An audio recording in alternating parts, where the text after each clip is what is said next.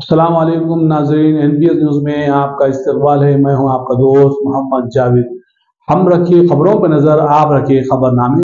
ప్రకారం ఈ మంగళాట్ డిఏ గారు, మన మంగళాట్ ఇన్స్పెక్టర్ గారు, మళ్ళా కుసుంపుర డిఏ గారు, తర్వాత మిగతా ఫోర్స్ తీసుకుని వాళ్ళ మంగళాట్ లో రేడ్ చేయడం జరిగింది చాలా షాపుల మీద.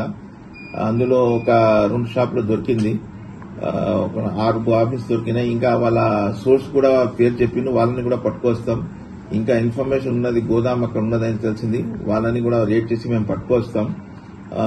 ఈ సందర్భంగా నేను ప్రజలతో ఒకటి విజ్ఞప్తి ఏమంటే, ఆ పిల్లల్ని కూడా మనము కైట్ ఫ్లై చేసేటప్పుడు ఆ టెర్రస్ మీద ఫ్లై చేయకుండా బౌండరీ ఉన్న చోట వాళ్లకు చేయమని చెప్పాలి. తర్వాత పెద్ద మనుషులు ఎంబడి ఉండి చేపిస్తే మంచిగుంటది.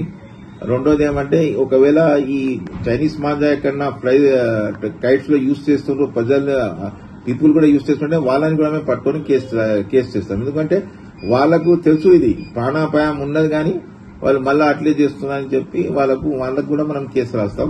అందుగురించి ప్రజల్ని నేను కోరేది ఒకటే అంటే, మీరు చైనీస్ మాంజాతోన మీరు ఫెస్టివల్ చేసుకోకండి, వేరే మామూలు మాంజాతోన చేయండి. అందరికీ అది మంచిది. ఒక అతని మీద కేసు పెట్టినాం మనం.